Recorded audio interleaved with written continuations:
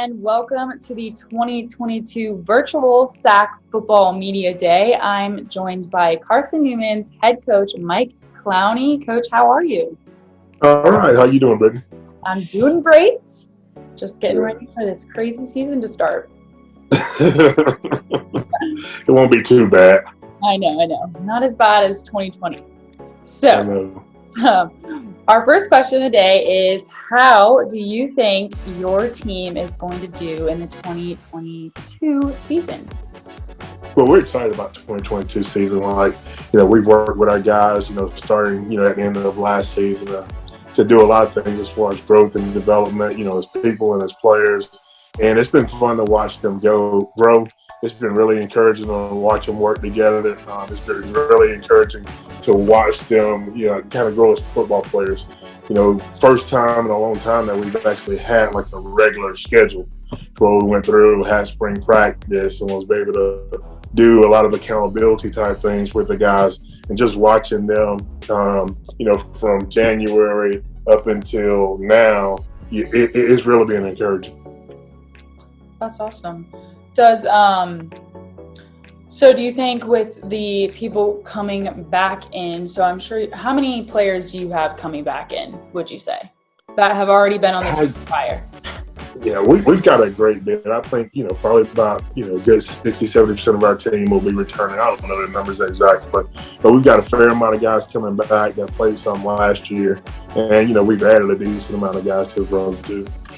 Yeah, so that'll be good for the leadership coming back as far as getting the younger guys ready to go and into the groove of things. Do you have anybody specifically that you could name that is going to make a huge impact on the team, or someone who is a leader who's coming back?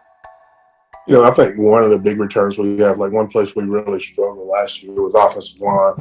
And, I think we've added a couple guys at that spot. And also, I think bigger than anything, like we just played a bunch of guys last year that had never played there together. And Ethan Marshall's a guy I think that, really could have a breakout year for us. A guy that's been here for a little while, a returner. Looking forward to him as far as like some leadership on the offensive side of the ball. Tight end Andrew Coulter is a returner that, from a leadership standpoint, has done a really good job for us. Played at Alcoa, in a program that understands what winning looks like, and has done a great job as far as being willing to be out front and work hard and lead and be an example. On the defensive side of the ball, we've had Jalen Anderson as the returning corner that played, some for us last year as a freshman. That's the thing that was crazy. We played a lot of freshmen last year, so we're still, relatively young football team. But at least they played some now. Yeah. A couple of those guys actually been on the field. Good thing, though. A good thing to have a young team come up together. It is, and so that's why I say it's been fun watching them grow up. Defensively, we got a leading tackler, Lonzo Houston.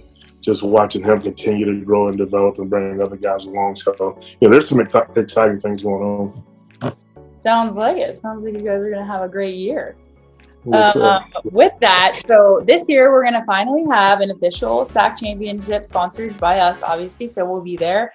Does that bring new motivation to your team as far as how hard your team will work to get there? I think it's it's what we were looking the other day at this schedule. I think there are really only two teams that we don't have in the schedule. Three, who make to the championship game, and don't play Catawba. And so it's kind of fun to look and see we're still kind of playing most of the teams that we've always played, but there's an added incentive as far as being able to go out and compete. There's a little bit of a different strategy, win your division and then go try to win the championship.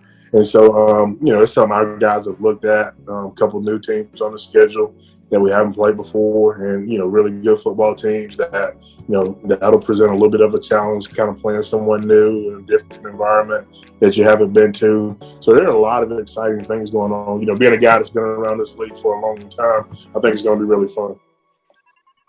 Yes, and tell our fans here, how long have you been in the league? I guess I've been started in this league in like 1993. Oh. So that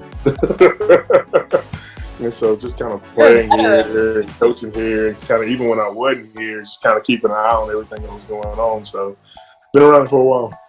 Well, you built an amazing program in your time, and I'm sure in the future as well.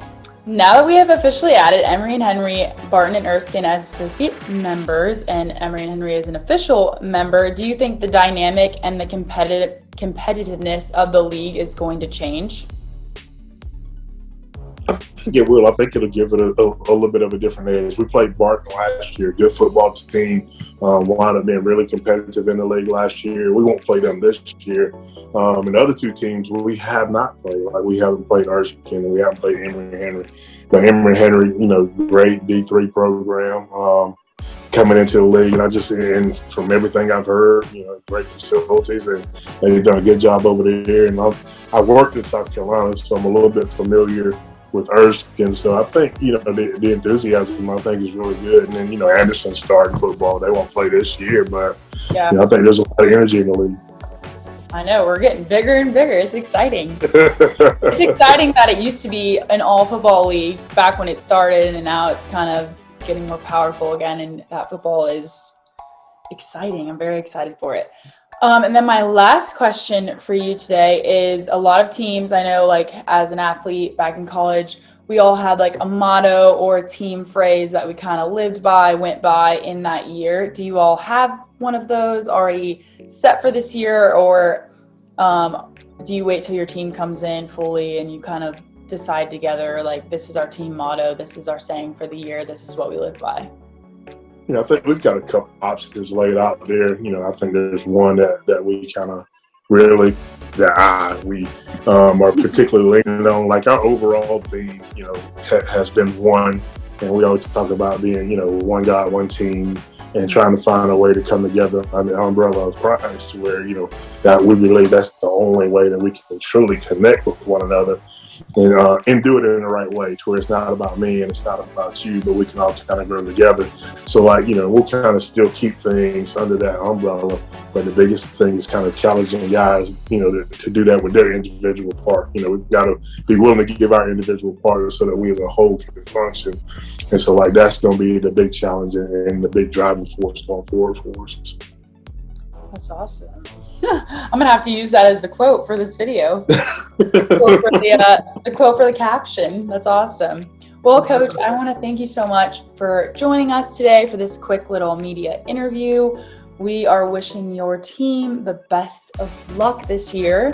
Well, thank you. This has been awesome. Yes, thank you so much, and we hope you have a great season. Thank you. Appreciate it.